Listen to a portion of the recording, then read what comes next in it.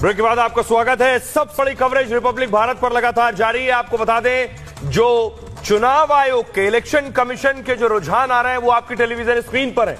BJP 243, 243, 272 के आंकड़े तक बीजेपी नहीं पहुंच पा रही है। दूसरी तरफ कांग्रेस जो अब तक सेंचुरी लगाने से एक पीछे।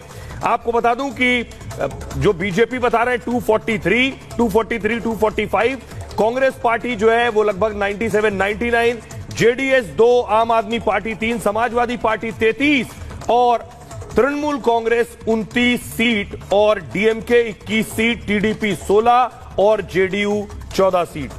बिल्कुल, और बड़ी बात यह है कि उत्तर प्रदेश में जैसी उम्मीद थी भारतीय जनता पार्टी को वैसा नहीं हो रहा है। उत्तर प्रदेश में डेंट है, लेकिन केरल में एक उम्मीद थी, केरल में एक सीट जरूर मिली है। असम में बढ़ती हुई बढ़त दिखाई दे रही है। और सबसे बड़ी बात जो है सोहेल, उड़ीसा की हम कर रहे हैं, क्योंकि उड़ीसा में सरकार भी बन रही है और इधर आप देखेंगे नंबर जो लोकसभा में है वो भी बीजेपी के पक्ष में जाते हुए दिख रहे हैं। लेकिन उत्तर प्रदेश, पंजाब और बंगाल, ये तीन ऐसे बड़े राज्य हैं जहां पर श्वेता बीजेपी को जिस तरह की उम्मीद थी उस तरह का प्रदर्शन नहीं हो पाया अभी तक के जो रुझान है। देखिए मृदुल, सवाल ये उठता है कि अभी हम ये जो 243 का आंकड़ा दिखा रहे हैं, दरअसल एनडीए में बीजेपी को 243 मिल रही है।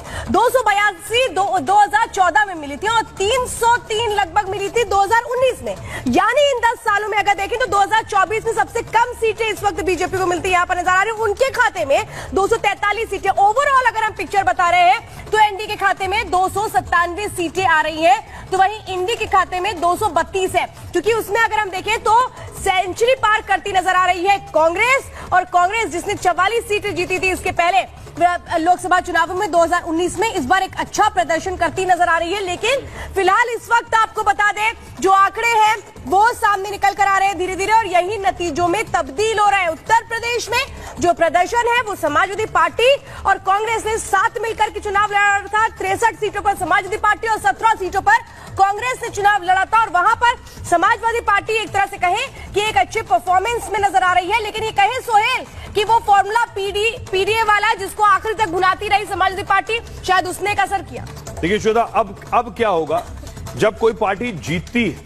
समाजवादी पार्टी इस वक्त 33 सीट पर आगे चल रही है, कांग्रेस 7 पर, यह मिलाकर हो जाता है 40।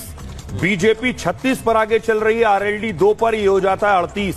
यानी 40 और एक तरफ 38, अपना दल और जोड़ दीजिए तो 39 सीट बीजेपी के पास हो जाती है। यानी मान लीजिए 80 में 50-50 सीटों पर आगे चल रहा है, 40-40 पर। अब सवाल यह है कि क्या वजह रही कि समाजवादी पार्टी क्यों आगे रही। टिकट बंटवारा एक वजह है, कोई और लोकल इश्यूज थे वो वजह है, कोई छोटे इश्यूज थे ये वजह है। बहुत सी बातें हो सकती हैं करने के लिए, लेकिन इस वक्त इंपॉर्टेंट मुझे लगता है यह भी है कि बीजेपी टोटल ओवरऑल अपने वोट परसेंटेज से जो 2019 में 39.8% के आसपास था, वो लगभग 37% के आसपास आ गया है। और वो बड़े बड़े नेता जो उत्तर प्रदेश में, मृदुल, अरुण गोविल साहब जो कि अभी फिलहाल आगे चल रहे हैं, लीड ले रहे हैं, उन्होंने लगभग 8000 की लीड ली हुई है। सुनीता वर्मा वो ट्रेल कर रही हैं जो पहले आगे चल रही थी। तो अभी जो मार्जिन है वो मार्जिन खुद बता रहा है कि कई सीटों में अभी फेरबदल हो सकता है। और ये कुछ जो आंकड़े हैं वो अपडेट हुए हैं एनडीए के। अगर हम देख लें तो बीजेपी को 245 इस वक्त मिलती नजर आ रही हैं, और जेडीएस को इस वक्त 2 मिल रही हैं, टीडीपी को 16, जेडीयू को 14। और ये इस वक्त हम आंकड़े बता रहे हैं जो अभी अपडेटेड आए हैं। अभी तक 243 बीजेपी बता रहे थे, लेकिन 245 हो चुकी है। कांग्रेस जो लगभग 100 का एक आंकड़ा पार करी थी, लेकिन अभी इस वक्त 97 हम दिखा रहे हैं। तो टीडीपी 16 है, जेडीयू 14 है, और इसी तरह से अगर हम इधर देखें इंडी में तो समाजवादी पार्टी 36 सीटें लेकर के अपने खाते में आ रही है, कांग्रेस 97 सीटें लेकर के आ रही है। 1-2 सीटें इधर उधर होती हुई इस वक्त फिलहाल। प्रधानमंत्री नरेंद्र मोदी बीजेपी दफ्तर पहुंचे हैं, जहां पर ये तीसरी बार उनकी सरकार बन रही है, और उन्होंने इस पर ट्वीट भी किया है, जानकारी भी दी है। एनडीए की सरकार बनते ही वो उस रिकॉर्ड पर पहुंच जाएंगे जब जवाहरलाल नेहरू के बाद पुनः तीसरी बार वो देश के प्रधानमंत्री बनेंगे। ये भी एक सच्चाई है कि भारतीय जनता पार्टी को अपने दम पर बहुमत नहीं आया है, लेकिन पीएम ने इस पर भी जनता का धन्यवाद दिया, और उन्होंने साफ कहा कि आपने गठबंधन पर भरोसा जताया है।